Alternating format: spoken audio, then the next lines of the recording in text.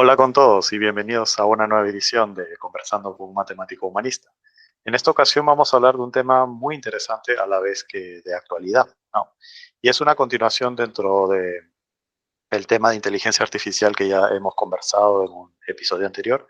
Y en particular vamos a comentar algunos descubrimientos científicos, porque ya se están haciendo estudios de los, digamos, efectos que puede tener el uso de estas herramientas en el cerebro, ¿no? Estudios neurocientíficos. Bueno, pero antes de comenzar vamos saludando a los presentes. Doctor, ¿cómo se encuentra?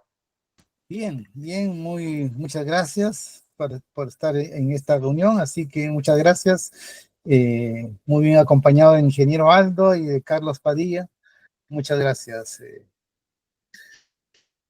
Gracias a usted, doctor. Ingeniero, ¿cómo está?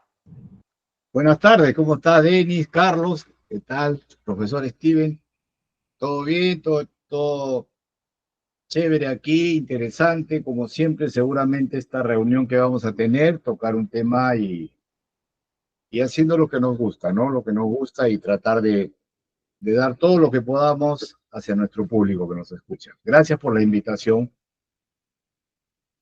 Gracias, ingeniero. Carlos, ¿cómo estás? Hola, ¿qué tal? Bien, ya listo para esta nueva charla. Interesante el tema, ¿eh? La verdad es que estamos repasando un poco, ¿no? Esto de, o sea, la evidencia científica que está generando, lo iremos abordando, y la verdad es que eso también se me hace muy interesante, ¿no? Que lo podamos platicar. Ujú. Sí, claro, es una evidencia científica muy interesante y que va muy de la mano con nuestras conversaciones anteriores, ¿no? De alguna manera, podemos ver justamente usando la ciencia o viendo la evidencia científica, cómo es que se viene dando esta influencia. Podemos llamarla negativa o positiva, pero de alguna manera es una influencia latente y que, como señalamos en la conversación sobre inteligencia artificial, que vino para quedarse, ¿no? O sea, es una realidad que tenemos que afrontar de aquí en más, porque es muy difícil que se decida dejar de utilizar estas herramientas.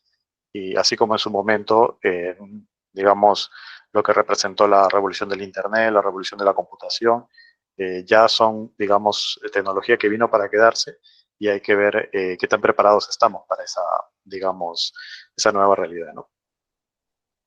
Eh, bueno, Andrés, bueno, estamos nuevamente ahora con la presencia de Andrés Inoñán. Eh, Andrés, ¿cómo te encuentras? Muy buenas tardes. Bien, solamente un poco indispuesto con un tema un poco de las amígdalas, pero prefiero por ahora escuchar y para la próxima ya podría participar. Muchas gracias. Perfecto. Estamos realmente felices de tenerte nuevamente por acá. Y sí, de aquí en adelante no hay ningún problema. Vamos a seguir comentando estos temas y, bueno, muchos temas más, ¿no? Bien, vamos a comenzar con el tema y para eso vamos a vamos a realizar la dinámica que hicimos en los últimos episodios, que es la de comentar un video relacionado justamente en este caso a los experimentos que ha venido haciendo el MIT, el Instituto Tecnológico de Massachusetts, respecto a los efectos en el cerebro que tiene el uso de la inteligencia artificial. ¿Ya? A ver, voy a compartir el video un momento. Hola, soy Aldo. Hace unos días se hizo viral una noticia sobre un estudio del MIT en donde decían que el chat GPT te hacía más lerdo. ¿Qué de cierto hay en esto? Veamos bien este asunto.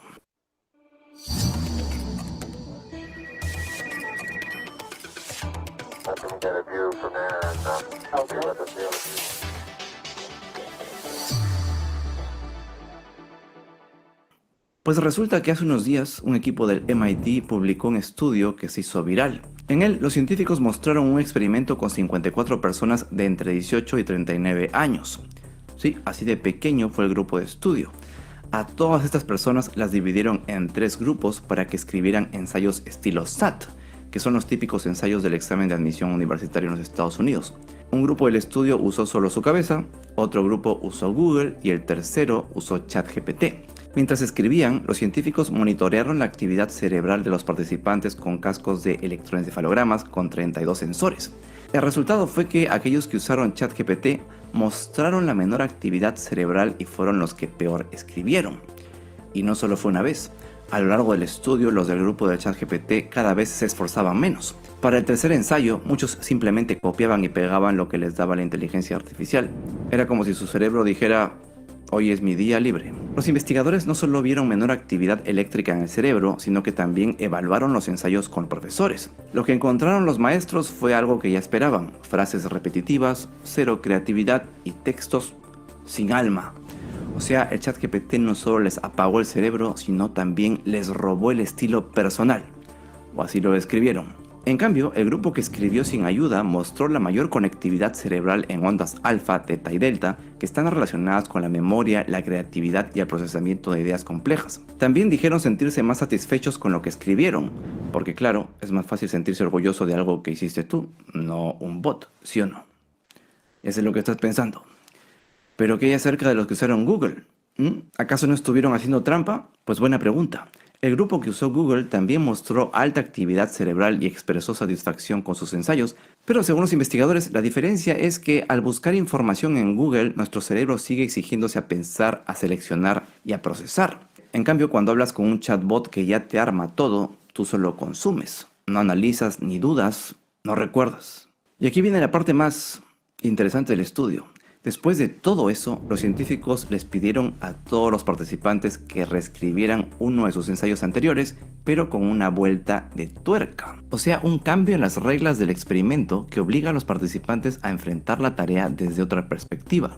El resultado fue que el grupo que antes usó ChatGPT ahora no podía usarlo. ¿Por qué? Pues porque no recordaban casi nada de lo que habían escrito. Literalmente no lo habían integrado en su memoria. En cambio, el grupo que escribió sin ayuda y ahora sí podía usar la inteligencia artificial lo hizo mejor que nunca. ¿Pero esto quiere decir que es cierto? No, es solo un estudio y como hemos visto en otros videos, solamente un estudio no es suficiente para comprobar algo. Además, la autora principal, Natalia Kosminia, decidió publicar los datos antes de que pasaran la revisión por pares porque a su criterio el riesgo es urgente. Según ella, le da miedo que dentro de 6 a 8 meses alguien en el gobierno diga hagamos un kinder con ChatGPT, lo cual sería terrible para los cerebros en desarrollo. Sí, esas son sus declaraciones. Kosminia trabaja en el MIT Media Lab, donde este año los científicos de allí ya habían visto otra tendencia preocupante. Cuanto más tiempo pasa la gente hablando con ChatGPT, más sola se siente. Sin embargo, ella dice que se enfocó en cómo afecta esto al aprendizaje de los estudiantes porque la educación es donde más rápido se está metiendo esa tecnología. Suena preocupante, ¿no? Pero la cosa es mucho más compleja. El ChatGPT no es tu enemigo, ni tampoco es tu amigo, así que no vayas a querer abrazarlo. Mucha confianza. El ChatGPT es una herramienta y como cualquier herramienta, todo depende de cómo la uses. Entremos con más detalle en este asunto. Cada vez que aparece una nueva tecnología que parece revolucionaria, se activa la alarma. Y no es cosa de ahora, viene del tiempo de los apóstoles. No, incluso más allá. Hubo alarmas incluso con la invención de la escritura. Sí, aunque usted no lo crea. En el siglo IV a.C., Platón escribió en su obra Fedro que Sócrates se oponía a la escritura. Según él, los que escribían ya no se esforzarían por recordar nada, que dependerían del texto y no del pensamiento, que se volverían olvidadizos. Hoy sabemos que la escritura no solamente no mató la memoria, sino que permitió que el conocimiento viajara, creciera y se volviera acumulativo. La escritura nos dio la historia, la ciencia, la literatura, la filosofía, o sea, nos dio la civilización. Se dejó de memorizar todo como antes, pero se empezó a pensar de nuevas formas más profundas, más complejas y más colaborativas. De ahí vino la imprenta.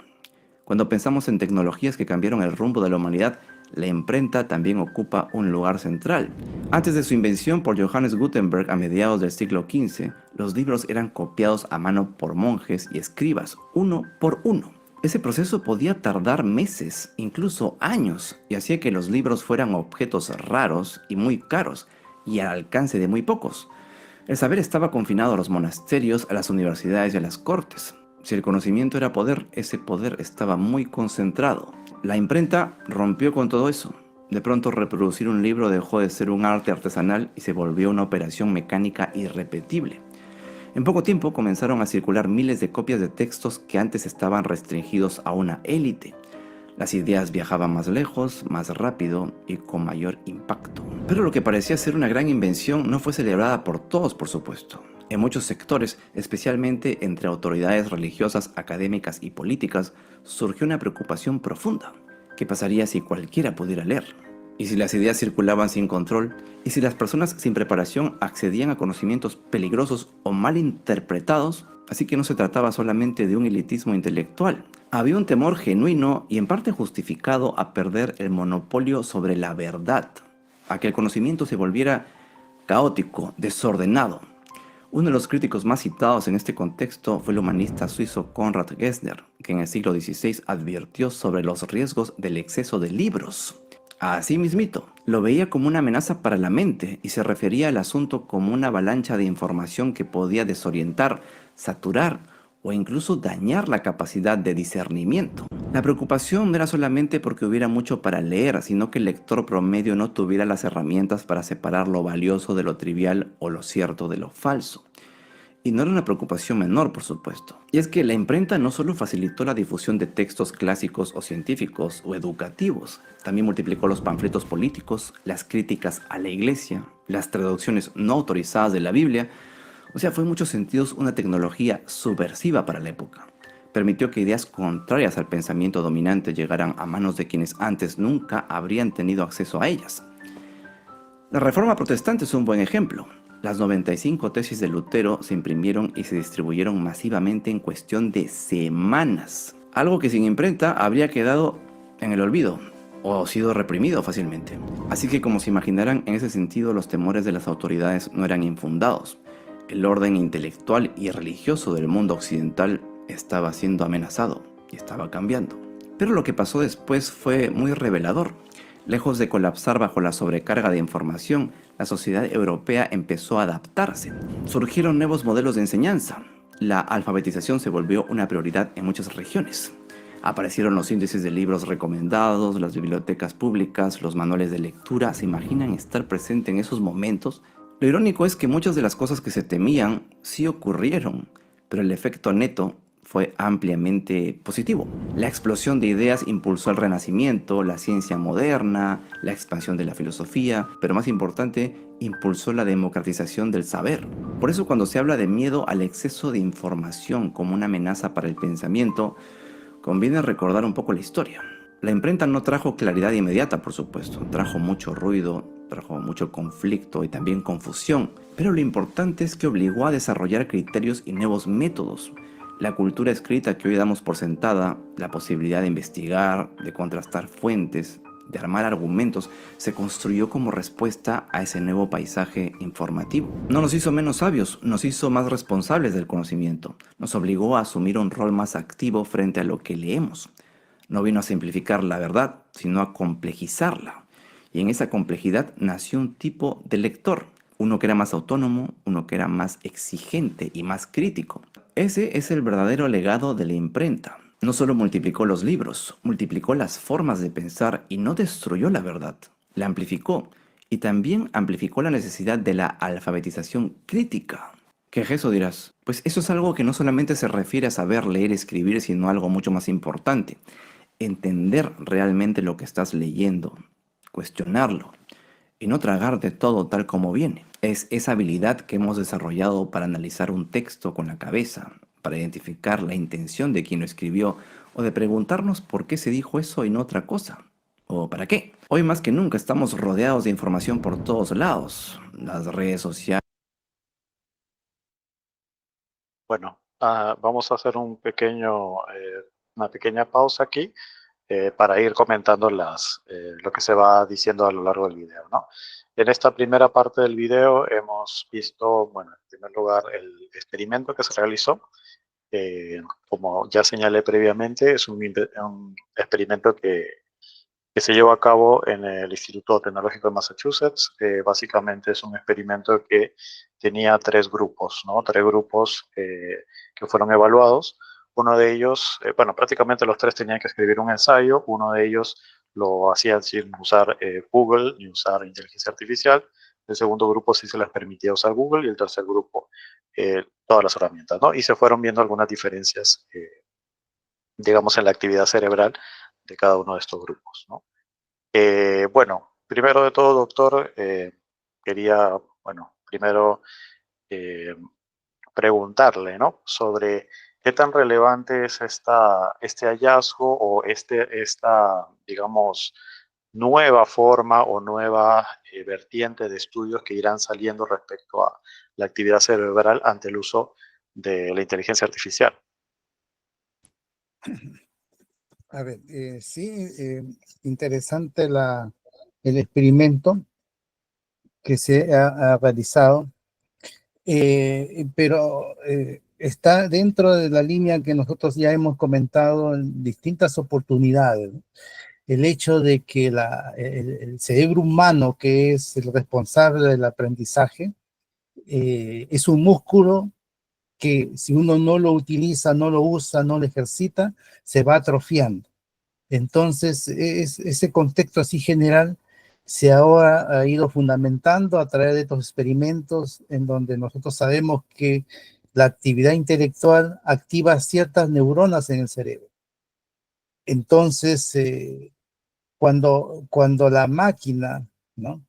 No hace las actividades que uno como humano debería hacer, entonces, lógicamente, esas neuronas no se van a activar, ¿no? Como lo que ha pasado en este experimento. O sea, el que hizo el trabajo a través del chat no usó las neuronas, simplemente observó y la máquina le dio la respuesta. Entonces, las pequeñas neuronas que él utilizó no se comparan con el que hizo el trabajo sin ninguna de estas herramientas, ¿no? Eso está ya bien fundamentado. En la actualidad es así, ¿no? Lamentablemente no se toma en cuenta para el tema del aprendizaje, esta nueva pedagogía, no se toma en cuenta todo este conocimiento que hoy día se está dando, de tal forma que seguimos privilegiando en nuestro sistema escolar todas estas herramientas que se consideran lúdicas, entretenidas y que nos van a facilitar el trabajo, ¿no? Sin tener en cuenta que estamos atrofiando nuestro cerebro, ¿no? Es un cerebro que está en etapa de formación, eso hay que indicarlo desde el inicio. O sea, no estamos en contra de la tecnología ni en contra de que se usen estas herramientas, pero tiene que ser responsablemente y pausadamente de acuerdo a la madurez que tenga el cerebro de un niño, de un joven. Cuando el cerebro está recién en formación, ¿no? Ahora hay estudios muy interesantes, ¿sabes? Cómo desde los primeros años uno puede ir detectando cuál es lo innato, fíjense, cuál es lo innato y cuál es lo adquirido, lo que nosotros tenemos que aprender a través de nuestro hacer. Desde pequeño, incluso desde bebés, desde que uno nace, se está diciendo ahora que nosotros, por ejemplo, estamos innatamente teniendo la capacidad de, de, de comparar cantidades pequeñas, muy pequeñas. Miren, o sea, sin que uno sepa los números formales, ¿no? Pero sí, si nos dan una imagen de 3 y de 2 puntitos, hasta un bebé puede identificar, hasta máximo 3 en el caso de los bebés. Y los niños ya de 4 o 5 años, máximo 10, o sea, sin necesidad de que uno le hable del 1, del 2, del 3. Entonces, porque eso se tiene que aprender, igual que la escritura. No venimos codificados con la escritura, la lectura innata, sino que tenemos que aprenderlo. Entonces, en la medida que nosotros esas actividades lo genera una máquina, ¿no? Por ejemplo, la escritura, lo está generando una máquina. Entonces vamos a perder capacidades motoras importantes para nuestro desarrollo. Entonces, eso está ya estudiado. Y lo que yo lamento es que la pedagogía no lo tome en cuenta, ¿no? Y más bien se incentive cada vez más en el facilitismo de usar, digamos, estas herramientas atrofiando nuestro cerebro. Eso es lo que está sucediendo, ¿no? Y ya comentaremos por el caso de la matemática, donde los conceptos son un poco más complejos por cuanto digamos, la deficiencia cerebral que nos está causando es más aguda y va a tener unas consecuencias muy lamentables para nuestros jóvenes en el futuro, para su vida diaria cuando van a enfrentar la realidad. Así que eso podría comentar con respecto a estos estudios que hemos visto. Sí, justamente cuando, bueno, desde que me enteré de la noticia me acordé de lo que hemos conversado, ¿no? Por ejemplo, me acuerdo, doctor, que usted comentaba sobre esta, digamos, propensión que se tiene a quedarse tal vez fascinado, quedarse, eh, podríamos decir, concentrado en lo que son las luces, los colores, ¿no? Entonces, todos estos estudios que de alguna manera nos lleva también a pensar, ¿no? Cómo cada vez a más temprana edad se viene, digamos, estas nuevas generaciones vienen experimentando lo que es estar frente a un dispositivo, estar frente a una computadora, ¿no? Incluso como medio de pasatiempo, de entretenimiento, ¿no? Ahora se ve pues que están jugando en la tablet tal vez, en lugar tal vez de hacer alguna actividad física o de conocer, digamos, la realidad de lo que nos rodea, ¿no? Ingeniero, quería que nos comente sobre lo que se ha dicho en la primera parte del video. Aparte del experimento, es cierto que fue dando el autor del video fue dando todo un recuento histórico de algunas tecnologías previas, desde la escritura y la imprenta, donde había pues una resistencia inicial, ¿no? Entonces, quería saber sus comentarios, ingeniero. Ok, a ver, empecemos por el experimento. En las tres fases, o en los tres grupos que se armaron, ¿no? Los que se dedicaron solamente a IA, Google, y los que solamente utilizaron el cerebro para hacer el trabajo, o sea, lo natural. Entonces, el doctor Steven utilizó el término aprendizaje. Yo agregaría el término creación. Y para mí el término creación es fundamental. Me estoy refiriendo a la creación propia de lo que podamos nosotros desarrollar como persona. Escribir un texto, escribir una fórmula matemática, demostrar algo, filosofía, en fin, lo que fuere. Dar una opinión al respecto y todo ello, ¿no? Entonces, esa creación es lo que el primer grupo que utilizó solamente IA, en absoluto, no ha creado absolutamente nada. Por eso que el nivel de neuronas utilizadas para el experimento ha sido nulo o casi nulo, según lo que comenta el propio amigo que da del YouTube. Entonces, allí parte lo primero, ¿no? De que no hay creación en este primer grupo. Y hay, para poner ya una vez la antípoda, y hay pura creación en el grupo que no tuvo en su mano el tema de una computadora sobre él, probablemente para escribir nada más, o podría haber estado con papel y lápiz el grupo y qué sé yo, haciendo una creación, ¿no? Entonces yo pondría esas dos cosas en las cuales pone las neuronas a trabajar a un porcentaje muy alto y otro a un casi nulo. El tema del Google yo creo que podría ser, y estoy pensando porque me dejó, y para eso creo que son estos videos que estamos viendo. Me dejó un poquito en el aire porque yo creo que también en el nivel que se usó probablemente en términos intermedios entre lo que no, entre lo uno y lo otro, porque también tuvo una capacidad de investigación. La investigación de alguna manera te produce la creación de alguna herramienta, ¿no? Que te permita tener una opinión respecto a algo, demostrar algo en el caso de los matemáticos, crear algo en el caso de, no sé, pues de los que escriben algún poema o hacen una actividad artística como escultura o pintura. Entonces, esa es la utilización de la herramienta del Google.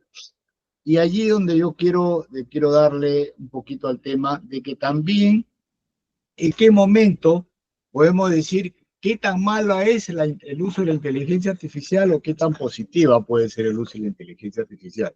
Donde, por ejemplo, el profesor Estienne manifiesta muy bien que nosotros no estamos en contra de la tecnología, por supuesto que no lo estamos, ¿no? porque es una etapa de desarrollo natural del ser humano, así como lo fue pues escribir jeroglíficos en unas paredes en tiempo de Neandertal o algo así, no soy experto en esa área. Luego una escritura de uno por uno y luego la imprenta. Y cada vez que venía un avance de esta parte, iba aterrando a una gran parte, más o menos como lo que se ha comentado ahí, ¿no? Iba produciendo siempre, toda revolución siempre causa un escozor, causa algo. Por eso se llama revolución, porque revoluciona de alguna manera. Positivamente y negativamente en algunos casos, es cierto. Pero digamos que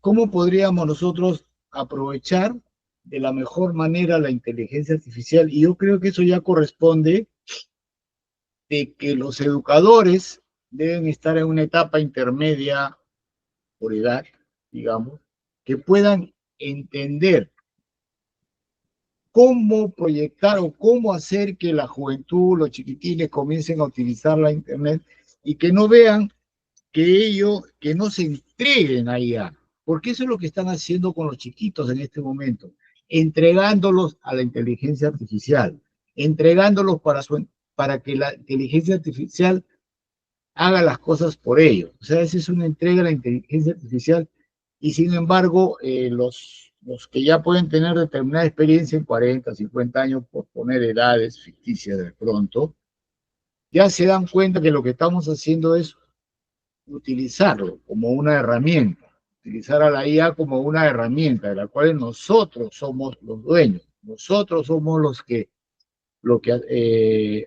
digamos, lo que realizamos la actividad tal que ella desarrolle ciertas cosas, pero nosotros sabemos cuáles son las limitaciones y nosotros sabemos en qué momento parar. Un niño es bastante complicado. Y desgraciadamente, pues, ese es el gran problema que está habiendo ahora, ¿no? A tratar de incentivar con IA. Y yo creo que definitivamente pondría el punto básico, mi punto sería, ¿cómo podríamos decirlo? Pues, que exista la cultura de la enseñanza del uso de la IA desde muy pequeño. Eso es lo que creo que no existe. ¿Por qué? Probablemente no exista, pero esto ya es una elucubración de mi parte porque todo corre demasiado rápido. Hay una competencia muy bárbara, desgraciadamente hasta mercantilista, diría yo, entre los creadores, ¿no? El Musk, el Zucker, en fin, todos estos compadres que se dedican a esas partes de tratar de poner herramientas y ver quién pone la primicia, como se dice acá en el país y como creo que también se puede decir en otros países, ¿no? ¿Quién tiene la exclusiva, la primicia de poner primero el pie encima de la mesa, ¿no? Diciendo, acá está mi versión mejorada. Entonces hay una competencia y hay un desorden. Yo no veo un ordenamiento de una inteligencia artificial que pueda ser utilizada para campos definidos y determinados de la mejor manera. Es como inteligencias múltiples, que podría o debería haber determinadas inteligencias o determinadas herramientas que sean exclusivas, probablemente exclusivas o dedicadas básicamente, por ejemplo, a tareas matemáticas, en otro caso a otro tipo de tareas. Acá no, acá yo veo que esto es un carnaval y cada uno pone su herramienta encima y realmente es bastante complicado. Es como, digamos, yéndonos un poquito más atrás, como agarrar y poner, pues, creaciones de 300 libros por 300 autores y tratar de tirarlos a la palestra y ya ve cómo te las arreglas y ve tú de cuál le sacas la mejor, el mejor provecho. Y eso no es necesariamente así, todo por el desorden. Entonces, para mí que hay un desorden en ese sentido mercantilista con tirar las herramientas encima de la mesa sin ninguna consideración hacia el ser humano, y otro que no hay material humano capaz de saber y proyectar cómo enseñar o cómo dirigir a la niñez ahora, que luego van a ser los jóvenes y luego van a ser los gobiernos, ¿no? van a ser los dueños de este mundo, ¿no? Entonces, hasta ahí yo me quedaría en este primer análisis, ¿no? Gracias.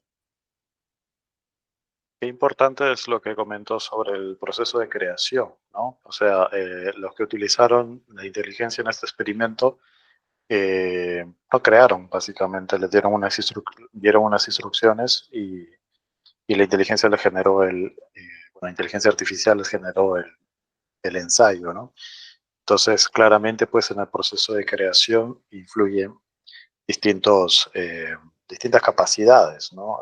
Y por creación, mucho más si se habla de un ensayo, ¿no? Donde se supone, pues, que el autor no solamente tiene que utilizar los recursos que conoce, sino también su propia perspectiva respecto al tema que está tratando, ¿no? Entonces es un proceso bastante complejo. De hecho, el proceso de redactar ya es un proceso complejo porque se tiene que escoger cómo comenzar la oración, qué palabras utilizar, en fin, toda esta complejidad, digamos, se pierde, ¿no? De alguna manera porque digamos, delega ese proceso, esa tarea a una tecnología. Ahora, también rescato lo que dijo el ingeniero sobre el hecho de saber cómo abordar este tema de la inteligencia, ¿no? Porque es algo que se va a quedar, o sea, es algo que está presente, ¿no? Y como bien dijo, ha sido todo un carnaval, ¿no? Desde hace pocos años que ha sido digamos, una expansión bastante rápida, ¿no? Del uso de la inteligencia y se está viendo incluso también en lugar de orientarlo a abordar ciertas inteligencias, como dijo el ingeniero, se está viendo más bien la salida comercial de esta tecnología, ¿no? Por ejemplo, eh, hace poco escuché que se han desarrollado algunas inteligencias artificiales que sirvan como personas que puedan acompañar o sea, que puedan conversar como si fueran otra persona. Y eso tiene pues obviamente un riesgo muy alto porque imagínense personas que tal vez por obvio motivo, sobre todo jóvenes, no tienen la atención de sus padres o de sus profesores, ¿no? Y terminan volcándose viéndolo más como una persona que como lo que es una herramienta. Entonces, claro, frente a este desorden, es importante poner un límite, un principio, una regla, ¿no? Para poder eh, abordarlo de la mejor manera, ¿no? Carlos, ¿cuál es de alguna manera tu experiencia respecto a digamos, crecimiento tan rápido que ha habido en el uso de la inteligencia? ¿Y qué opinas respecto a lo vertido o a lo señalado sobre los resultados de esta experimentación? Gracias, Denise. Sí, bueno, con respecto a los resultados, creo, bueno, el autor del video nos deja claro que también es un estudio, entonces también son, digamos, resultados preliminares de ese estudio, claro. Aquí ya lo hemos conversado, o sea, hay otros ejemplos que nos apoyan, ¿no? A esta idea, ¿no? A veces pareciera ser que la sociedad piensa que la ciencia es subjetiva o que ponemos nosotros, ¿no? La orientamos hacia lo que queremos entender, ¿no? Y a mí me parece que o sea, que este tipo de trabajos que son muy serios, pues nos dejan ver que no, o sea, que realmente están obteniendo resultados porque así es, o sea, es objetiva. No queremos decir que si es buena o es mala, es realmente lo que se está viendo, ¿no? Eh, También es cierto, comparto con el doctor Aldo, esto de Google, ¿no? Los que trabajaron con Google, están como en la parte intermedia, ¿no? Y yo creo que eso refleja muy bien la actualidad de muchos, ¿no? Que sí tenemos herramientas, las tenemos ahí al lado, y que ya estamos acostumbrados a ellas, ya sabemos cómo utilizarlas, ¿no? Y yo creo que para allá vamos con la IA, es justo, ¿no? Vamos a ocuparla como herramienta. Creo que el accidente o lo que fue, pues lo no bueno fue liberarla tan rápido, ¿no?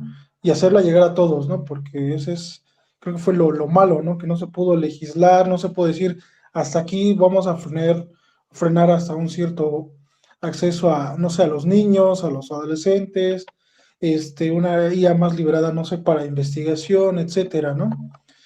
Por ejemplo, algo, estaba pensando también, por ejemplo, cuando, digamos, hace, que ha de ser como unos 10 años, yo creo, unos 15 máximo, no me acuerdo bien, cuando empieza YouTube, por ejemplo, ¿no? Que empieza a compartir videos y ya ahora ya, como que en esa época fue, pues vamos a subir un video y a ver si tiene alcance, también como que hubo ese como idea, ¿no? De, ¿será bueno subir o no subir videos, ¿no? Pero entonces en ese momento, como era una tierra de nadie y desconocido, fue como, pues cada quien sube el video y subían videos, pues así, ¿no? Legislación, sin, o sea, sin permiso, todos podíamos acceder a ellos, pero ya de pronto se dieron cuenta que había sido un error, ¿no? Porque sí puedes subir tu video, pero hay cosas que que no son permitidas, ¿no? Y se empieza a regular. Entonces yo creo que algo similar le va a pasar a la IA, ¿no? O sea, fue un error en liberarla así a todos, y por el bien de nosotros, de la humanidad, de verdad es importantísimo que haya una legislación, ¿no? Entonces, yo me quedo con eso, ¿no? Que sí puede tener una afectación negativa, pero hay que usarlo responsablemente, sí, como limitarlo. Me gustó, creo que también mencionaban por ahí que también podría ser como una IA muy dirigida, ¿no? Algunas tareas matemáticas, ¿no? Como ya así, que en vez de que cada quien saque su propia IA, más bien como y una IA muy específica, ¿no? Para un cierto sector, también me gusta esa idea, ¿no? Ujú.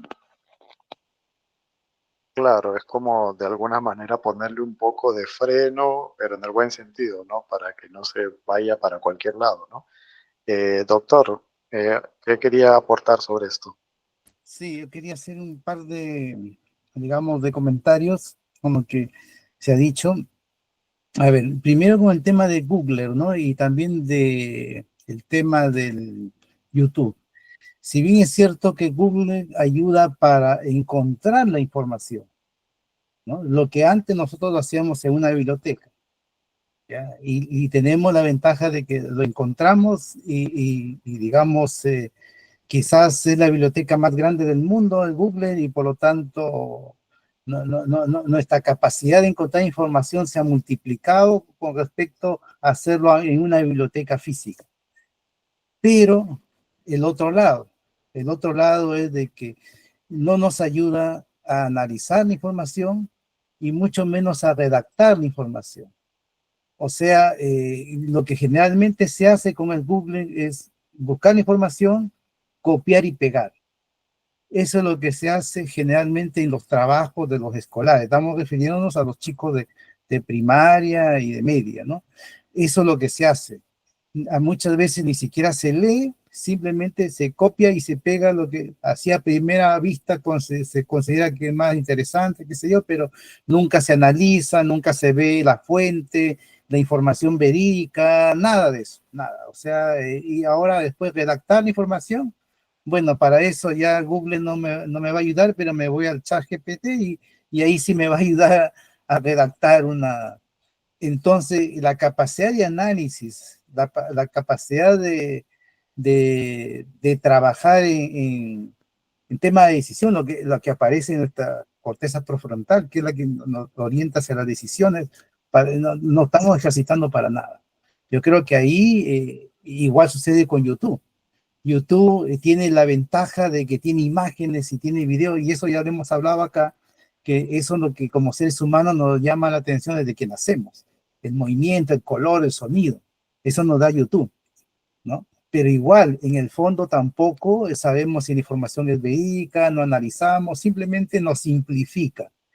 Y ojo, nos hemos acostumbrado hasta nosotros mismos a buscar la simplicidad, ¿no? Queremos buscar en un video, ¿no? De 10, 15 minutos lo que no sé, lo que evitamos leer un libro, por ejemplo.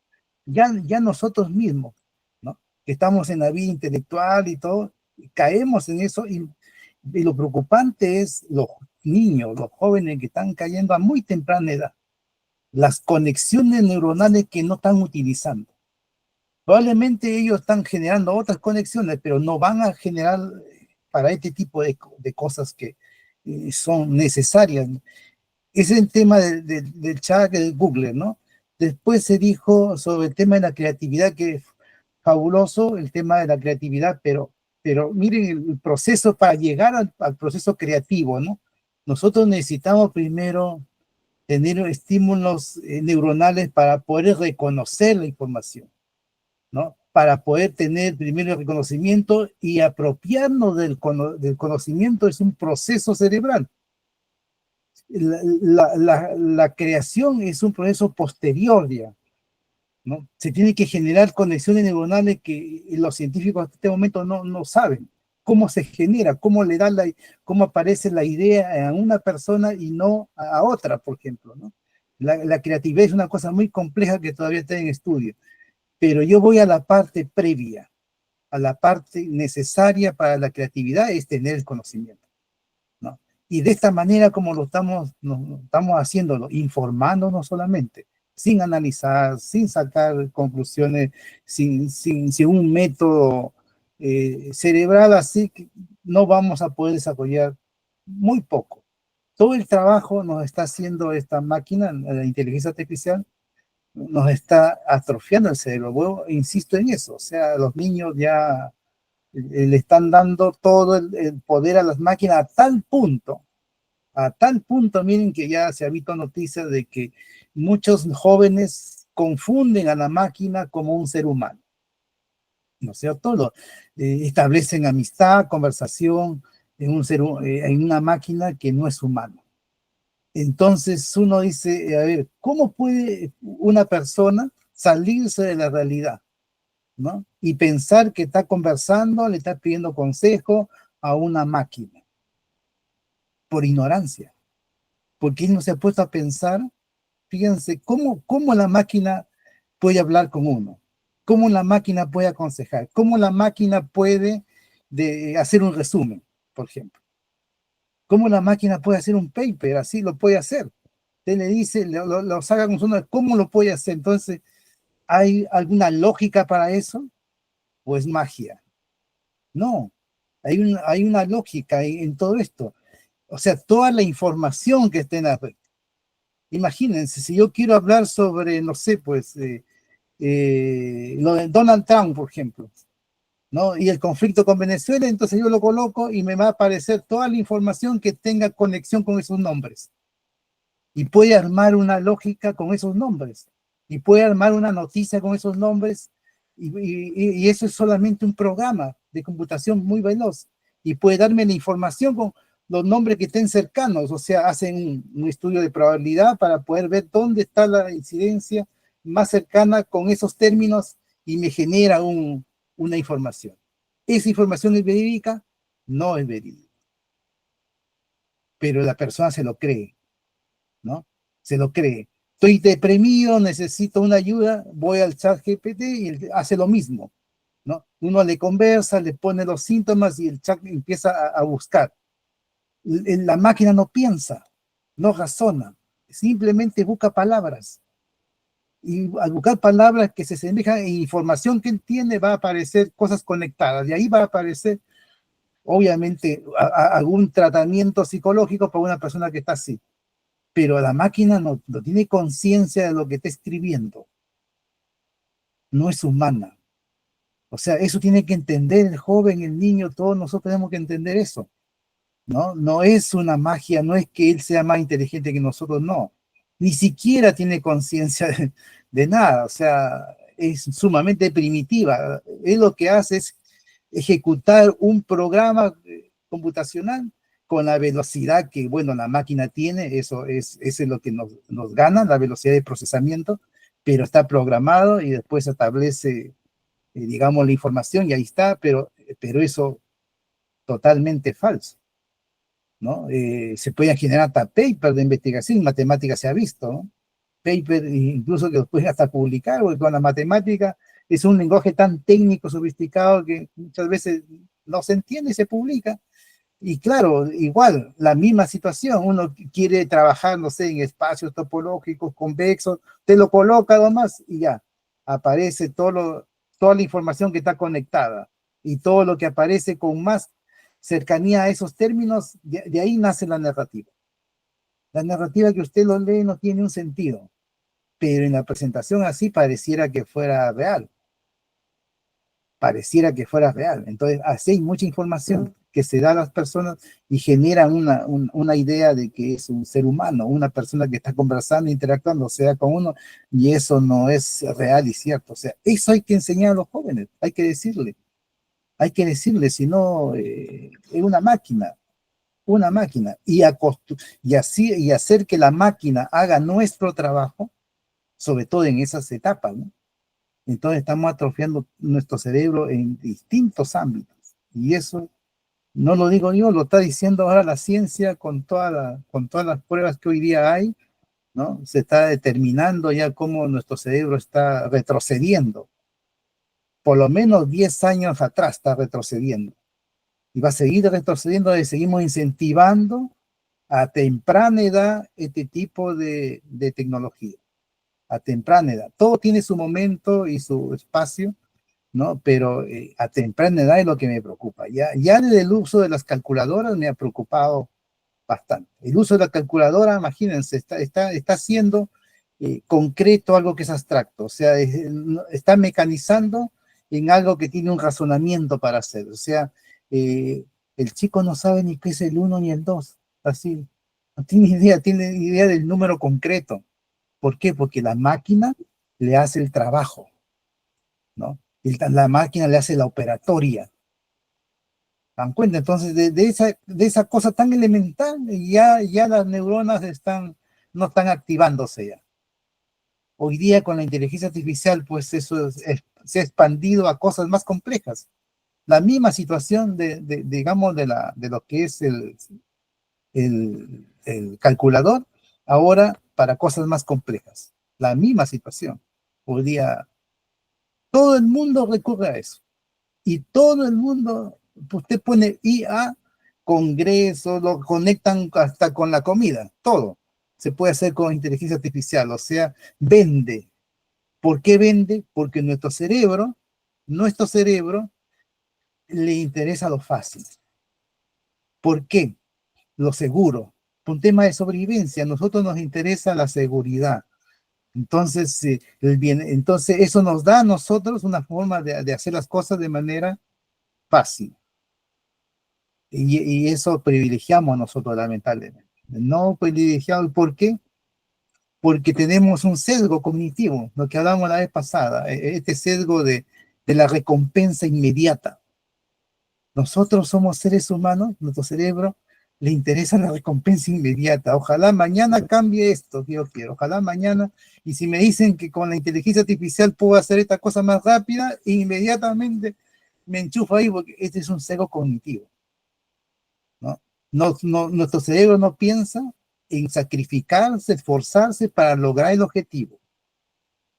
Nosotros queremos, ojalá mañana, lograr las cosas. Entonces, la inteligencia artificial encaja en esta cosa, inmediatamente. Por eso todo el mundo está así.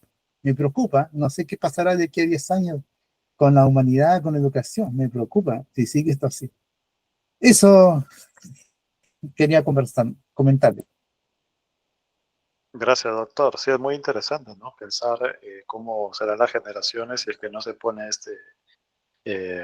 se ponen claro, las reglas claras, como hemos comentado, ¿no? Carlos, ¿querías comentar algo? Sí. Quería también aportar esta parte que menciona el doctor. No, nos gusta el facilismo, tenemos estos signos cognitivos y creo que a veces creo que no se recalga muy bien en la escuela, al menos en la experiencia de acá, que por ejemplo, cuando resolvemos un problema matemático, por frecuencia o por lo general la gente se queda con la idea de que, tengo un problema, quiero llegar a una solución y ya, quiero la respuesta, ¿ok? Yo quiero la respuesta correcta y se acabó. Entonces, obvio, pues si tengo un programa, una herramienta que me lo hace más fácil y es más, me lo describe y parece bonito, pues me voy a quedar con eso, ¿no? Pero entonces, como que a veces no se recalca que sí es importante llegar a la respuesta correcta, pero realmente importa mucho esa transitar, ¿no? Cómo tú vas a resolver el problema, las herramientas, cómo lo pensaste, qué estrategia se te ocurre, ¿no? Cuando, digamos, no aprendiste una herramienta, pero ya tienes conocimiento, ¿qué puedes hacer para resolverlo, ¿no? tuve una maestra en álgebra que a veces decía, no me importa tanto el resultado, obviamente sí le importaba que estuviera bien la respuesta, pero ella nos motivaba mucho a, quiero que trabajen en cerebro, ¿no? Quiero que hagan, a ver qué se les ocurre ahora, y nos decían, no se preocupen tanto por la respuesta si está bien o mal, sino más bien cómo van a llegar, ¿no? Entonces yo creo que a veces, sería reforzar eso, ¿no? Que a la gente le quede más claro que pues si solo quisiéramos el resultado, pues sí, ya, pues, ya tenemos la herramienta casi casi ideal para solucionar esa parte, pero eso no nos va a permitir el desarrollo, ¿no? Y las conexiones neuronales, que es un poco lo que estamos viendo, ¿no? Con este video. Bien. Claro, qué importante es el proceso, ¿no? Los procesos que nosotros activamos para poder llegar a esa solución, ¿no? Incluso también es como que si fuera un problema que se pone encima de otro problema, encima de otro problema, porque ya hemos hablado de los problemas, por ejemplo, de querer enseñar bastantes temas, ¿no? Ponen en las currículas un montón de temas de matemática, de varias cosas, pero sin unas bases sólidas, ¿no? Entonces, y se fomenta pues digamos, el proceso algorítmico de aprenderse de memoria cómo se siguen unos pasos para llegar a una solución, y por justamente no haber establecido bien los fundamentos, las bases, que a su vez también tiene que ver con que muchos profesores tal vez no tienen tampoco esa base, ¿no? Entonces se vuelve pues un problema que, como hemos dicho, ¿no? Si no se plantea, si no se evalúa, puede generar graves consecuencias, que ya las está generando, ¿no? Pero mucho más con esto de la inteligencia. Bueno, vamos a seguir viendo el video y seguiremos comentando. Hoy más que nunca estamos rodeados de información por todos lados, las redes sociales, los videos, incluso lo que genera una inteligencia artificial, pero mucha de esa información tiene sesgos, tiene intereses ocultos, tiene muchos errores. La alfabetización crítica es lo que te permite no caer en estas trampas. Es cuando lees algo y no solo entiendes las palabras, sino que te detienes a pensar, ¿esto es un hecho o una opinión? ¿De dónde viene? ¿Hay pruebas? ¿Qué se está dejando afuera? ¿A quién le conviene que yo crea esto? Eso es lo que aplica siempre en Twitter, ¿sí o no? Es esa capacidad de cruzar las fuentes, de sospechar con fundamento y de formarte una opinión propia basada en evidencia, y no solamente de repetir lo que leíste, porque si no hacemos ese esfuerzo, nos volvemos muy manipulables. Sin una alfabetización crítica, cualquiera con una pantalla y una narrativa convincente puede hacerte creer lo que quiera. Con esta herramienta no solamente entiendes el mundo, sino que aprendes a navegarlo con autonomía, y eso hoy día es tan esencial como saber leer. Pero eso no es pensamiento crítico, parece, ¿no? Pero el pensamiento crítico es una habilidad más amplia. Se trata de analizar, de cuestionar, de razonar, de evaluar información de forma lógica y reflexiva. La cosa es que el pensamiento crítico se aplica a cualquier situación, desde una conversación a un problema matemático o desde una idea filosófica a una noticia. La alfabetización crítica, en cambio, es una aplicación del pensamiento crítico al acto de leer o de ver o de consumir información. Es como el pensamiento crítico aplicado específicamente a los textos y a las redes, etc. O sea, implica saber leer entre líneas, la letra chiquita. O sea, podrías decir que la alfabetización crítica usa el pensamiento crítico, pero lo enfoca en cómo procesamos lo que leemos, escuchamos o vemos. Es como si el pensamiento crítico fuera el músculo y la alfabetización crítica una técnica específica para usarlo bien en el mundo informativo. Con eso fue que contribuyó en gran medida a la imprenta. Otro avance que generó alarmas fue la calculadora. Si tienes más de 40 años, te debes acordar que en los años 70 y 80, cuando las calculadoras empezaron a entrar en las aulas, muchos profesores pensaron que era el fin de la matemática, que los estudiantes ya no aprenderían a hacer cuentas, que sus cerebros se debilitarían, o sea, que las calculadoras nos harían más brutos. Ni siquiera brutos, más brutos. ¿Qué quiere decir eso? Y no fue cualquier cosa, ¿eh? Hubo largos debates al respecto, incluso se prohibieron durante años en algunos exámenes. Pero una vez integradas correctamente en nuestras vidas, las calculadoras permitieron que los estudiantes pasaran menos tiempo en operaciones repetitivas y más tiempo resolviendo problemas complejos. En realidad, no mataron el razonamiento lógico, lo liberaron de las tareas mecánicas. Y hoy en día nadie discute que son una herramienta útil para enseñar mejor. Bueno, sí, hay algunas que todavía siguen discutiendo eso. Pásenle este video. Algo más reciente pasó en el 2008 con el boom de los buscadores de Internet. En aquel entonces, el escritor Nicholas Carr publicó un artículo en The Atlantic titulado ¿Está Google haciéndonos estúpidos? En él argumentaba que al tener toda la información a un clic estábamos dejando de pensar profundamente, que ya no reteníamos información, que leíamos por encima, que nuestro cerebro se volvía superficial. Su argumento sonaba razonable y tenía algo de cierto, ya que el Internet cambió nuestra forma de leer y de buscar, pero el Internet también abrió la puerta a formas de aprendizaje nuevas. Y como se han dado cuenta, hoy lo importante ya no es memorizar datos, lo importante es saber encontrarlos, y de ahí evaluarlos y luego conectarlos. Lo que estamos haciendo ahora es desarrollar mejor el pensamiento estratégico. Yo en el colegio todavía estudié memorizándome fechas importantes, supuestamente. ¿De qué me sirvió? Me acuerdo de una que otra. Antes se memorizaban muchas cosas que son irrelevantes en el día a día. Y ahora nos encontramos con la alarma del ChatGPT. Se dice que puede matar el pensamiento crítico, que los estudiantes dejarán de escribir, que los trabajadores se volverán perezosos, que la mente humana perderá su filo. Y eso es básicamente en lo que se está enfocando este estudio del MIT. ChatGPT puede usarse como una mala herramienta, sí, puede invitarte a copiar y pegar sin pensar, pero también puede ser un punto de partida para escribir mejor, para explorar nuevas ideas, para comparar argumentos y también para pensar críticamente. Todo depende de cómo lo usemos. El estudio del MIT sugiere que usar ChatGPT se asocia a menos actividad cerebral durante ciertas tareas, pero eso no prueba que el pensamiento crítico esté en peligro. Primero, porque como dije al principio, el estudio fue pequeño y no ha sido revisado por pares. Segundo, porque no está claro si las tareas que midieron reflejan la complejidad del pensamiento crítico en la vida real. Y tercero, porque el uso de herramientas siempre implica una redistribución del esfuerzo cognitivo. Además, medir solo ondas cerebrales sin tener en cuenta el contexto es como juzgar una conversación solo por el volumen de la voz. Se pierde todo el contenido. Y también hay una trampa en la narrativa de decir que el ChatGPT es peligroso. Se trata de asumir que lo que hace el cerebro en un entorno de laboratorio representa lo que hará el cerebro en la vida real. O pensar que usar una herramienta significa siempre usarla mal. Entonces, la realidad es que este asunto tiene muchos matices. El estudio del MIT, como dije al principio, midió la actividad cerebral con encefalogramas y notó menos activación cuando usaban ChatGPT. Pero menos actividad no significa menos inteligencia. Puede significar que el cerebro simplemente está siendo más eficiente, delegando ciertas tareas, como cuando usamos el GPS en vez de memorizar una ciudad entera. Hoy en día, saber cuándo pensar por ti mismo y cuándo usar una ayuda externa es parte de lo que significa pensar bien. Tal vez te hayas dado cuenta, pero cuando lo usas con criterio, el ChatGPT no te vuelve más tonto.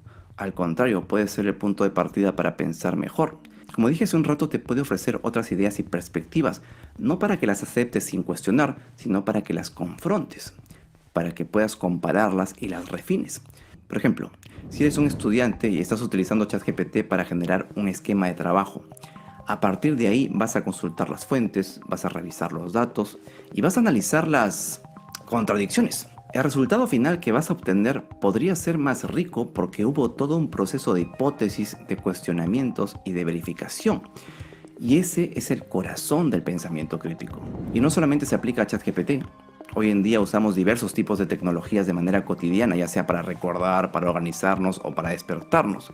Eso no nos hace más vagos, nos permite enfocarnos en lo que nuestro cerebro ahora considera más importante. La tecnología te da ese tiempo libre que puedes requerir para recostarte boca arriba en tu cama y hacerte preguntas que no te dejan dormir. El ChatGPT hace algo parecido, te ayuda a filtrar y empezar con una base sobre la cual puedes construir pensamiento original si así lo deseas. Otro ejemplo. Imagina a un médico que debe preparar una presentación para colegas sobre los tratamientos más recientes para una enfermedad que es poco común. En vez de pasar horas buscando artículos uno por uno, usa ChatGPT para obtener un resumen inicial de estudios recientes con referencias incluidas. Eso le da un panorama rápido y le permite identificar qué líneas de investigación valen la pena revisar más a fondo. Luego irá a las fuentes originales para analizar los resultados, para comparar los enfoques y extraer sus propias conclusiones. O sea, la inteligencia artificial no ha reemplazado su criterio médico ni su juicio profesional, simplemente ha acortado el camino hacia el análisis de fondo. El valor real sigue estando en lo que él hace con la información. Entonces, ¿qué no hay riesgos? ¿Todo es color de rosa? Por supuesto que no. Esto es azul. Claro que existe un riesgo, como venimos repitiendo durante todo el video, depende de cómo se use. El verdadero riesgo está en usar estas herramientas sin conciencia. El problema no es ChatGPT, sino cómo es que se tiene que integrar en la educación y el trabajo. Si se permite que los estudiantes lo usen sin una orientación, sin fomentar el análisis o la verificación, por supuesto que va a haber algún problema intelectual ahí. Pero eso se soluciona con una estructura, con planificación, no con prohibición. Así que en vez de cerrarle la puerta a la inteligencia artificial que ya está aquí y no se va a ir, hay que enseñar a usarla bien. Hay que hacer que los estudiantes aprendan a cuestionar lo que genera, que aprendan a detectar errores, que lo usen como punto de partida, no como producto final. Si lo analizan bien, eso no solamente podría mejorar el pensamiento crítico, sino que lo puede reforzar con nuevas habilidades. Gracias a ese ahorro de tiempo, tu cerebro puede enfocarse ahora en la evaluación de las fuentes, en la identificación de sesgos y en pensar estratégicamente. Como ya se habrán dado cuenta, tomar a ChatGPT como una amenaza a nuestro pensamiento es mirarlo con una lente demasiado estrecha. Hemos visto que la historia está llena de momentos en que se dijo que una nueva herramienta iba a dañar nuestra inteligencia. Y cada vez lo que pasó fue lo contrario, la expandimos. Ténganle más miedo a una tercera guerra mundial. Pero sí, cada avance tecnológico ha venido con sus preguntas difíciles, ¿no? ¿Qué hacemos ahora? ¿Cuánto es lo que tenemos que delegar? ¿Cuánto es lo que tenemos que confiar? ¿Cómo tenemos que educar para usar bien esta herramienta sin que reemplace el esfuerzo mental necesario? Pero igual con cada nueva tecnología hemos tenido que aprender nuevas habilidades. La escritura nos obligó a aprender a leer. La imprenta nos forzó a distinguir fuentes fiables. Google nos empujó a filtrar información. El ChatGPT nos está desafiando a integrar pensamiento humano y generación automática. Y ese es el punto clave. El ChatGPT no piensa por ti, te da opciones, te da ideas, te da los caminos. El pensamiento ocurre cuando tú eliges qué hacer con eso. Si lo aceptas todo sin procesar, pues no estás pensando. Pero si usas esta herramienta como un socio de discusión, como una chispa inicial que te puede dar una idea, como una forma de tener diferentes perspectivas, entonces estás haciendo lo mismo que hicieron los grandes pensadores de su época con esos descubrimientos, adaptarlas para pensar más y mejor. Pero tú, ¿estás usando la inteligencia artificial para ahorrarte el esfuerzo, para elevar tu forma de pensar o solo para hacer dibujitos estilo Ghibli? Hazlo saber acá abajo en los comentarios. O si no sabes qué comentar, ya sabes, comenta cualquier cosa para favorecer al algoritmo. Por mí eso ha sido todo. Gracias por ver este video. Hasta la próxima.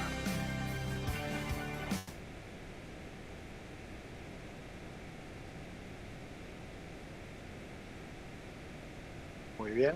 Bueno, justo en esta última parte del video ha mencionado, ¿no? Cuál es el futuro que se podría, digamos, esperar con base en cómo abordemos y cómo enfoquemos la educación con y el uso de esta nueva herramienta que, como hemos dicho más de una vez, vino para quedarse, ¿no? Bueno, hay varias cosas de las cuales hablar, ¿no? Hay algunos ejemplos que mencionó que pueden ser más polémicos que otros, pero creo que en general la idea se llega a entender de que, al igual que dio la analogía con otras tecnologías, que al ser algo que vino para quedarse hay que ver en qué lugar se ubica, en qué lugar le corresponde, ¿no? a la inteligencia. Como dijo el ingeniero Aldo alguna vez, ¿no? Decirle a la IA, yo soy el que manda acá y yo te diré qué vas a hacer y hasta dónde vas a estar, ¿no?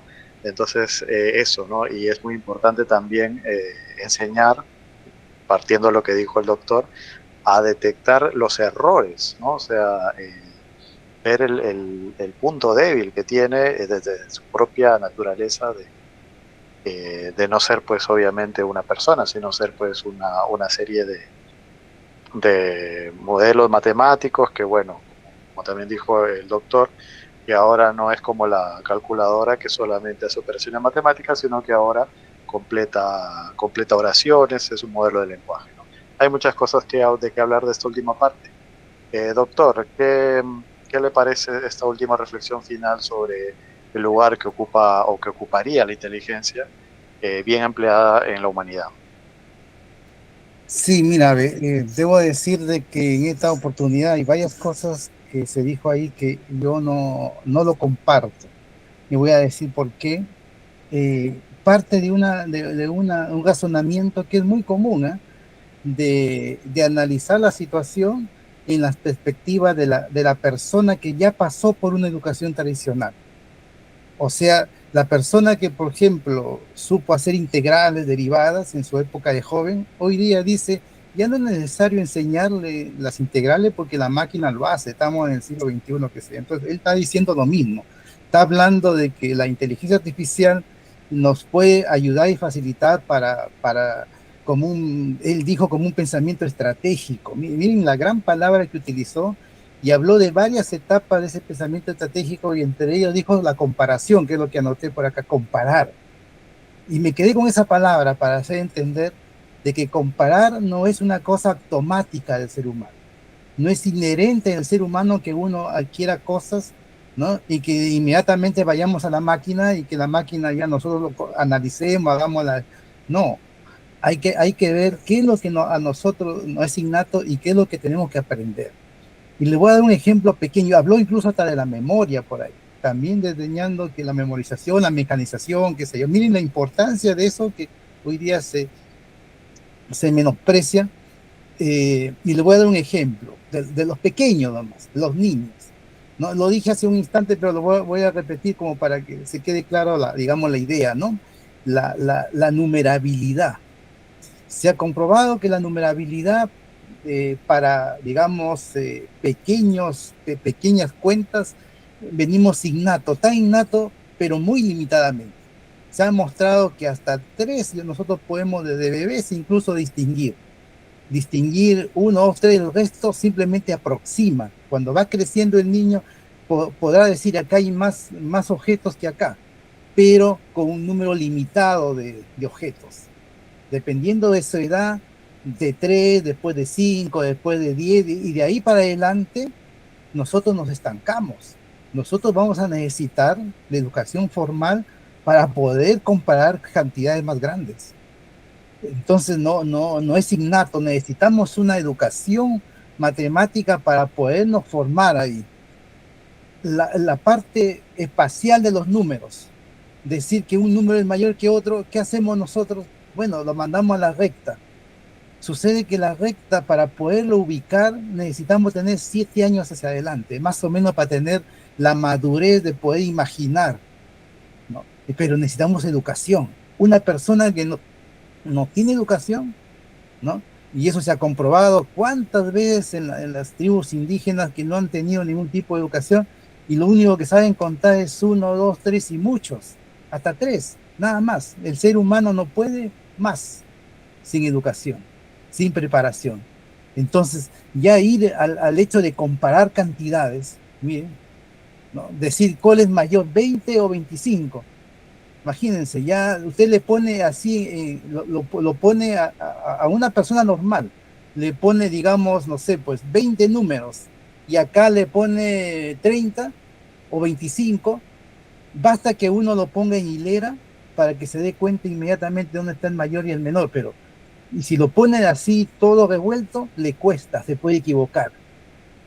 ¿Se dan cuenta? Gente normal, o sea, necesitamos nosotros la recta numérica para poder establecer mayor y menor, y eso ya requiere una formación matemática. La comparación no viene innata. Entonces, cuando este chico dice que podemos, con la información que me da el internet, puedo comparar, analizar, yo te diría, ojo, o sea, tú necesitas educación en la básica, una formación matemática. Desdeña la memoria. Imagínense lo que significaría que nosotros el 8 por 9 lo estemos sumando, ¿no? El 8 9 veces. Imagínense lo que sucedería, estaríamos totalmente limitados. Nosotros necesitamos memoria para aprender matemática, ¿no? Claro, en una multiplicación básica nomás. Imagínense ya cuando va avanzando el tema. O sea, si no hay memoria, y la memoria se ejercita haciendo matemática, no recitando ni nada de eso. Ahí estamos mal, ¿no? O sea, es haciendo, comprendiendo, ¿no? Y la máquina no nos va a ayudar a comprender. ¿Se dan cuenta? Entonces nosotros necesitamos hacer. Entonces, en ese aspecto yo estoy totalmente en desacuerdo de este chico cuando él habla ya de una perspectiva. Puso el ejemplo de un médico, pero ya un médico está formado ya. Un médico formado puede discernir y puede analizar y puede, como él dice, ¿no? Pero ese médico, si naciera en esta época, donde todo le hace la máquina, yo les apuesto cualquier cosa que el día que se gradúe de médico a ver si va a poder analizar bien.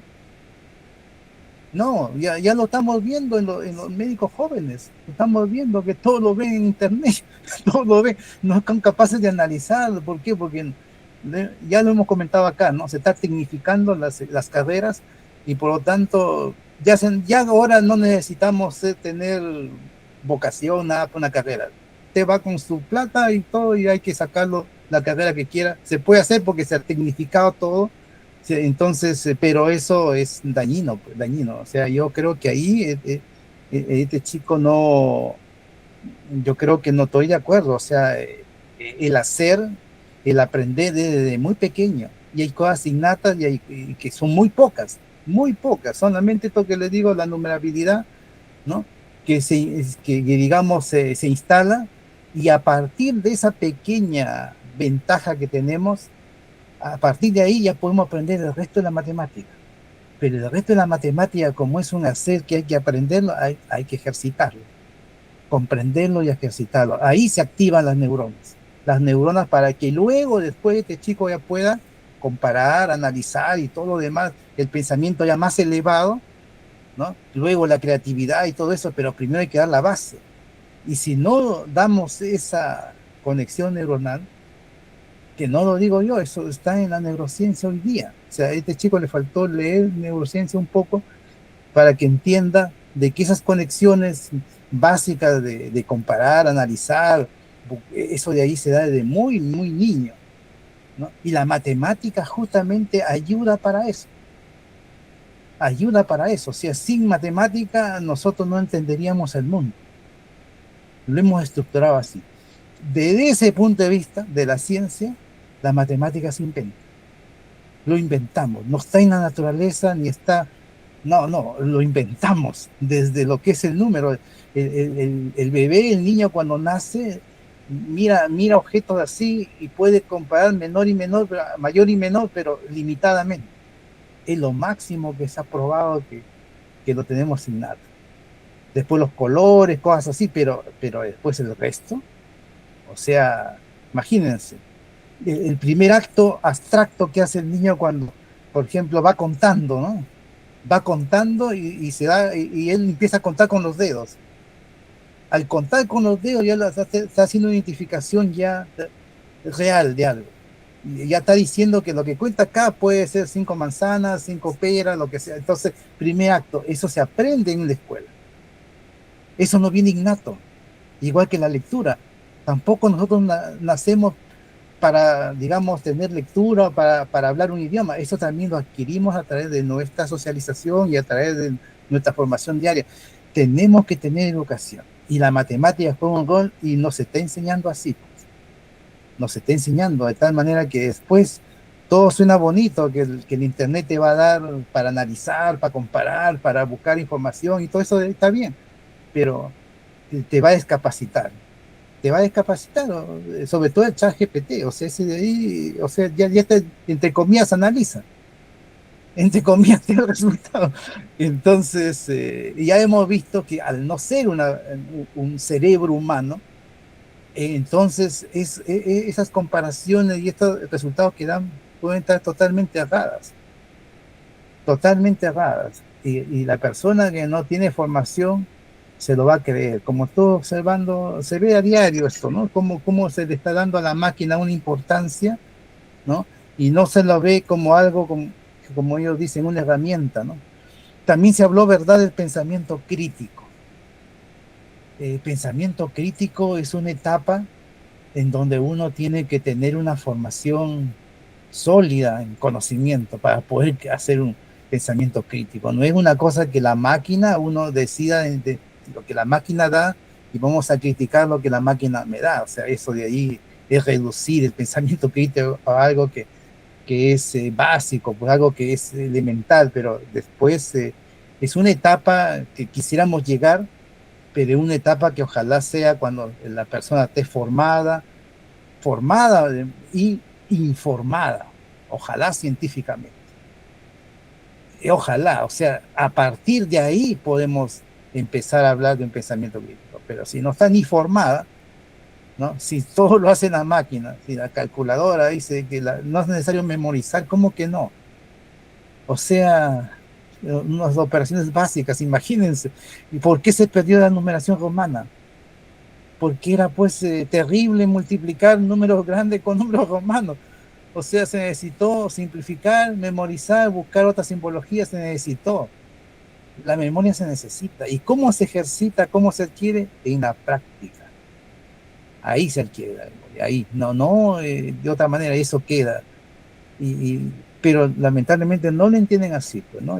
Hablan de la perspectiva de ya de la persona adulta que ya está formada, ya pasó por, pero nosotros estamos aquí comentando el tema de la educación desde pequeño, digamos adolescentes, a ese nivel formativo, ¿no? Quizás un adolescente de 15 años, 14 años, bien formado, ya podría tener algún acercamiento a estas herramientas y sacarle un provecho, pero un niño de 5 años, imagínense, no le dan esta formación así.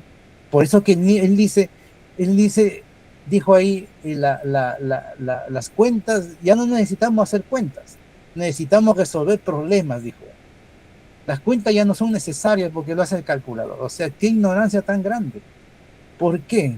¿Cómo va a resolver un problema si no conoce conceptualmente qué son los números? ¿No? ¿Y cómo vas a resolver un problema un chico si no sabe lo que es el 9, el 10, la multiplicación, la división? ¿Cómo cree que va a ser? No, pues, o sea, hay procesos para llegar a la solución de problemas. Hay cosas que él tiene que hacerlo con la práctica, entender, comprender y hacerlo. La máquina no le va a ayudar. No le va a ayudar. Entonces, recién ahí, él pueda tener las capacidades para poder intentar resolver un problema, ¿no? Lamentablemente, bueno, tengo que discrepar de este chico en esta última parte del video. Así que bueno, esto por el momento, eso es lo que quería comentar. Sí, muy claro, muy claro. Justamente lo que hemos conversado durante varias reuniones, durante varios podcasts, que hay que saber diferenciar la etapa del desarrollo en el que se encuentra la persona, ¿no? Y si hablamos de las etapas formativas, hay que tener mucho cuidado, ¿no? Porque estamos hablando del desarrollo de las capacidades básicas que van a permitir a una persona desempeñarse en todo sentido, ¿no? Desde lo más básico hasta cómo ser un ciudadano, cómo comportarse bien, cómo saber analizar, discernir, todo, ¿no? Razonar y demás. Entonces hay que tener mucho cuidado en dejar en claro eso, ¿no? A mí me parece que eso faltó, dejar en claro, ¿no? De qué etapa estamos hablando del desarrollo.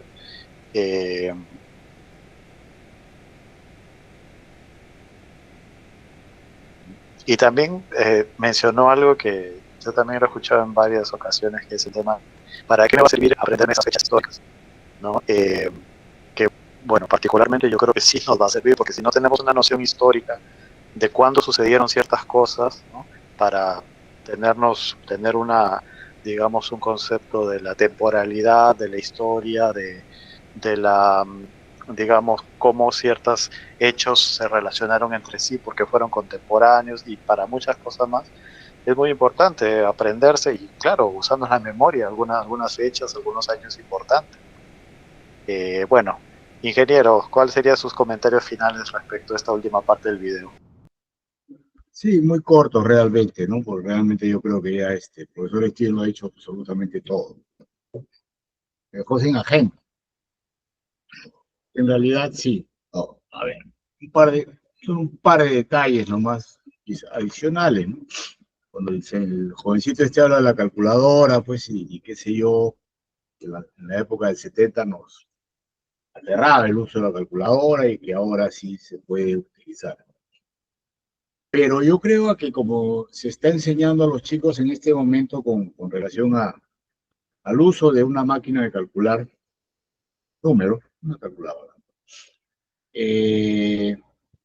está bien que lo haga yo, está bien que lo haga la persona que haya tenido una formación determinada, definida y que tenga las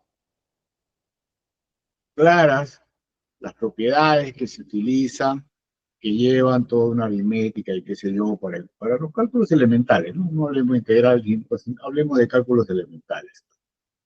¿Por qué? Porque si yo tomo una calculadora y le pongo 4 por 8 y esta me dice 3, en mi formación me doy cuenta de que hay un error, porque yo ya tengo el concepto de la cantidad. Yo ya lo hice otra vez, ya me lo enseñaron, lo tengo aprendido. Pero a una cuñita, o perdón, a un niño chiquito que le ponga 4 por 8 y le bota el 3, él va a creer o va a suponer y va a decir que es un 3. Porque nadie lo formó para ello. Nadie le dio las reglas de la multiplicación, las reglas de la suma, en fin, todas las reglas necesarias para ello. No tuvo un aprendizaje.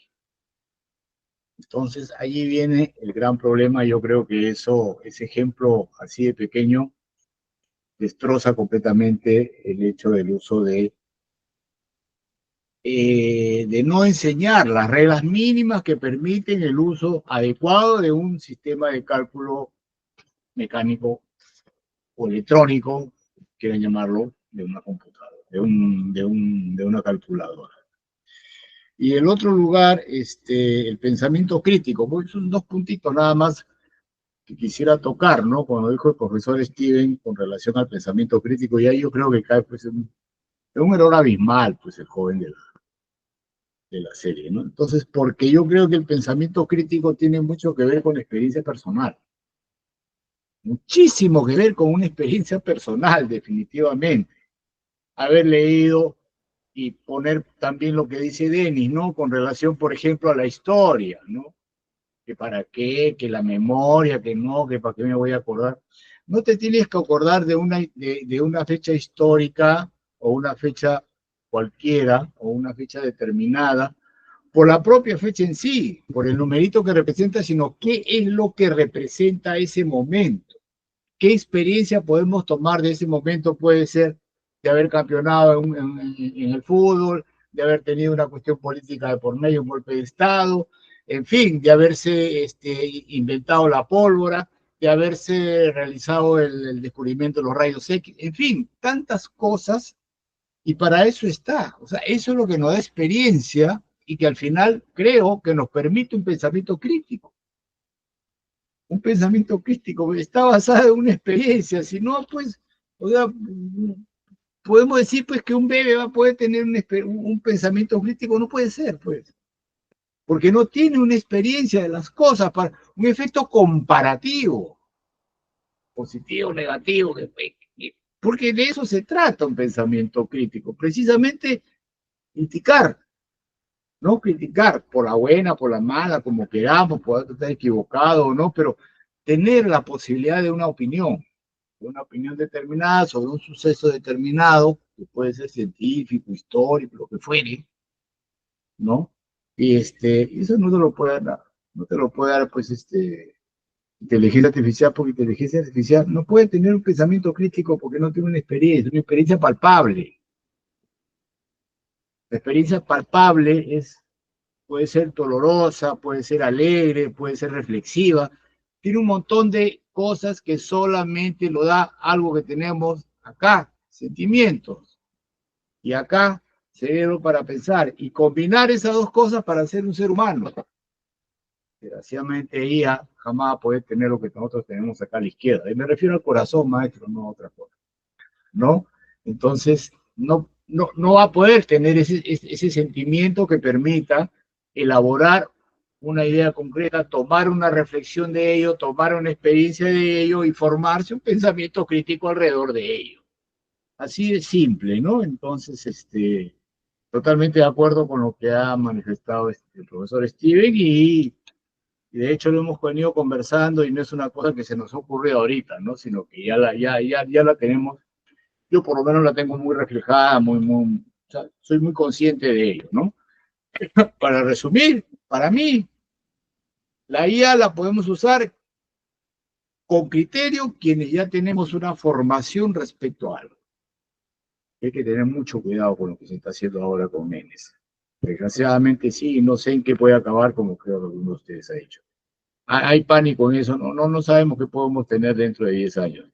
Y no por la IA, sino porque quienes están enseñando a usar la IA de una manera inadecuada.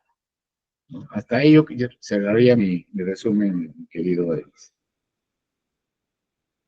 Muchas gracias. Justamente me ha hecho acordar que esto no es una experimentación que se ha hecho, pero muchos usuarios están reportando esto, que la inteligencia te da la razón, por ejemplo, ¿no? Si tú ya vienes de antemano con un sesgo cognitivo, vienes eh, con un pensamiento político y así, la inteligencia te va a dar por tu lado, ¿no? Justamente hablamos en su momento del, eh, del fenómeno de la cámara de eco, ¿no? Que en lugar de tener una, digamos, contrastar tus ideas con ideas contrarias para enriquecer tu percepción de un tema, más bien pasa lo contrario, ¿no? Entonces, claro, ¿qué tipo de pensamiento crítico puede uno desarrollar si justamente esta herramienta está prácticamente radicalizando tu posición, ¿no? Carlos, para finalizar con este interesante episodio, ¿cuál crees que debe ser el lugar de la inteligencia artificial que claramente no va a desaparecer, ¿no? Entonces, ¿qué lugar debería tener de cara a esta realidad, ¿no? Con estas nuevas herramientas? Bien, quizá podré sonar un poco radical, pero yo creo que sí debería eliminarse el contacto de las infancias. Lo digo o me voy a mencionar un poco en el sentido de que supongo que también allá es lo mismo, ¿no? O sea, estamos divididos los humanos como de niños, adolescentes y después adultos. Cuando uno ya es adulto ya puede tomar decisiones, ya puede hacer, puede estudiar lo que quiera, puede comprar su casa, no puede hacer nada lo que quiera. Pero cuando somos niños, adolescentes, estamos sujetos a reglas que tenemos que seguir de nuestros padres, de nuestra familia, tutores. Entonces yo creo que en parte podría también ser así, ¿no? Estas IAs, este tipo de conocimiento, pero digo, suena muy radical porque incluso sí pueden tener contacto, ¿no? Con internet, con videos que les pueden ayudar, ¿no? Entonces, sí, yo creo que sería importantísimo más bien legislarlo, ¿no? Que sea muy estricto cómo pueden estar en contacto. Y me gustó mucho la idea de que decía el ingeniero Aldo esto, ¿no? De que pueda ser un complemento en ayudar a algunas cosas, ¿no? De que ejercicios matemáticos, algunas cosas muy específicas, ¿no? Pero creo que eso ya será mucho más adelante cuando ya se desarrolle con mayor profundidad. Eso, porque justo yo comparo todo lo que ya se ha mencionado, ¿no? O sea, si hasta que una persona ya tenga un cierto criterio, un cierto baraje, una cierta formación, incluso, o sea, aunque tengamos esa formación, nos seguimos equivocando, o sea, seguimos cayendo en cosas o sea, por el facilismo, o sea, vamos y le creemos. Una vez así me pasó también con Chat GPT, que fue, dije, está padrísimo, y ya después dije, no, pues oye, también date cuenta, ¿no? O sea, como lo mencionó el doctor Steven, ¿no? O sea, lo muestra tan bonito que uno dice, ah, pues sí, ¿no? Y empieza uno a ser ya muy crítico y sobre todo, como que primero fue un ejercicio así de, como que yo no era experto, ¿no? Dije, bueno, hazme este trabajo y dije, pues está bonito, ¿no? Luego dije, bueno, ahora le voy a poner algo que yo ya sé, ¿no? Algo de información que es de mi área, ¿no? Y empiezo a encontrar errores y dije, no, pues oye, tengo que ser mucho más cauteloso en esto, ¿no? Y es lo que les comento, ¿no? Es una experiencia que es en el sentido que uno ya, en teoría, ya lleva un cierto baraje, ¿no? Entonces también puede caer en ese tipo de errores, pues también para, ya, o sea, hacia abajo, o sea, las futuras generaciones, pues puede ser todavía peor, ¿no? Entonces, pues yo propondría más que nada que hubiera una legislación, que hubiera algo fuerte, ¿no? Que esté limitado, quizá no borrado totalmente, que esté limitado y que poco a poco vayan avanzando, o cuando lleguen adultos, digamos, pues ya, ahora sí yo puedo escoger qué es todo el acceso que quiero tener a ella y ahora sí, pues hacerlo con ella, pues lo mejor provechoso, ¿no? Es lo que yo podría aportar y estoy totalmente de acuerdo en lo que ya se ha mencionado. Ujú. Muchas gracias, Carlos. Sí, la verdad que es muy interesante escuchar la experiencia, por ejemplo, de científicos que han puesto a prueba o han utilizado este tipo de herramientas, un poco para, digamos, divulgar sobre no solamente los peligros, sino también las grandes falencias que tiene esta. Como bien dijo Carlos, muchas veces cuando, incluso personalmente, yo también a veces me ha dado hasta dolor de cabeza porque hay cosas que por educación o por experiencia uno sabe que no son ciertas o que no, digamos, no se está formulando la idea de manera ordenada y clara, sino que simplemente están, bueno, de hecho, esas inteligencias eso es lo que hacen, llenan oraciones, ¿no? Justamente su propia tecnología. Yo creo que podemos hacer un episodio de esto, ¿no? La tecnología, la matemática detrás de estas herramientas, ¿no? Que lo que hacen son llenar oraciones, pues, ¿no? Y lo llenan a costa de todo. Si ponen algo que no es correcto, no importa, su objetivo es llenar contenido, llenar información, ¿no? Y claro, alguien que no tiene esta base, esta formación, puede asumir ese llenado automático como algo cierto, ¿no? Entonces, qué importante justamente es todo lo que hemos comentado, ¿no? Bueno, con esto cerramos este interesante episodio. De hecho, que se van a venir más episodios relacionados, porque claramente es algo que requiere una atención mayúscula, porque esto no va a parar, va a crecer más incluso el uso de estas herramientas, entonces hay que poner muy en claro, ¿no? Cuál es el gran peligro y bueno, esperamos también que, bueno, que el público, que nos escucha también un poco reflexione y nos comente también su propia experiencia, ¿no? Tal vez tienen algún familiar que ya está viendo algunas consecuencias del uso de estas inteligencias en su casa, con sus familiares, con sus amigos, ¿no?